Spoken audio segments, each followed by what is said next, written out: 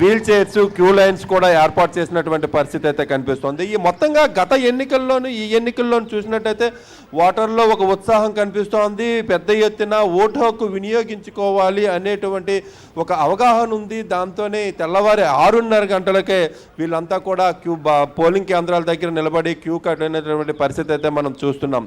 ఉదయం 5:30 గంటలకి mock polling అయితే జరిగింది. ఈవీఎం మిషన్స్ ఎట్లా పనిచేస్తున్నాయి, వాటి పనితీరు సక్రమంగా ఉందా లేదా, బటన్స్ అన్నీ కూడా ప్రాపర్గా యూజ్ అవుతున్నాయా లేదా అనే దాని మీద పోలింగ్ ఏజెంట్లతో సమక్షంలో మాక్ పోలింగ్ జరిగింది. అవన్నీ సక్సెస్ఫుల్గా అనుకున్నట్టుగానే పనిచేయడంతో వాటన్నిటికీ కూడాను సీల్స్ వేశారు. సీల్స్ వేసిన తర్వాత ఇప్పుడు స్టేషనరీ అంతా సర్దుకుంటున్నారు. స్లిప్స్ ఇప్పటికే పోలింగ్ కేంద్రాల దగ్గర ఉన్నటువంటి బిఎల్ఓ స్టాఫ్ అంతా కూడాను ఓటర్లకి స్లిప్పులు అందజేశారు. స్లిప్పులు అందజేసిన తర్వాత వీళ్ళంతా కూడాను క్యూ లైన్లో నిల్చొని ఓట్లు వేయడానికి సిద్ధంగా ఉన్నారు.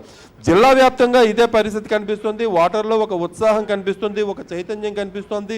వీళ్ళంతా కూడాను తమ ఓటు హక్కుని ఎప్పుడు వినియోగించుకుంటామా అని కూడా ఉర్రూతులుగుతున్నటువంటి పరిస్థితి కనిపిస్తుంది. ముఖ్యంగా 11 గంటల తర్వాత హీట్ వేవ్ ఎక్కువగా ఉంటుంది. 42 నుంచి 43 డిగ్రీలు ఉండే అవకాశం ఉంది. కాబట్టి ఆ 11 గంటల లోపే తమ ఓటు హక్కును వినియోగించుకొని ఇళ్ళకి వెళ్ళిపోవాలనేటువంటిది కూడా ఓటర్ల తాలూకా ఒక ఆలోచనగా మనకి కనిపిస్తోంది. బిందు మరిన్ని అప్డేట్స్ కోసం మళ్ళీ మిమ్మల్ని కాంటాక్ట్ చేస్తాం యుగంధర్. మనం చూస్తున్నాం కొన్ని దృశ్యాలు. నెల్లూరు పార్లమెంటు వైఎస్ఆర్సీపీ అభ్యర్థి విజయసాయి రెడ్డి ఇప్పుడు క్యూలో నిలబడి ఉన్నారు. ఓటు హక్కు వినియోగించుకోవడానికైనా ఉదయాన్నే పోలింగ్ కేంద్రానికి చేరుకున్నారు. కుటుంబ సభ్యులతో సహా అక్కడున్న వారికి అభివాదం చేస్తున్నారు.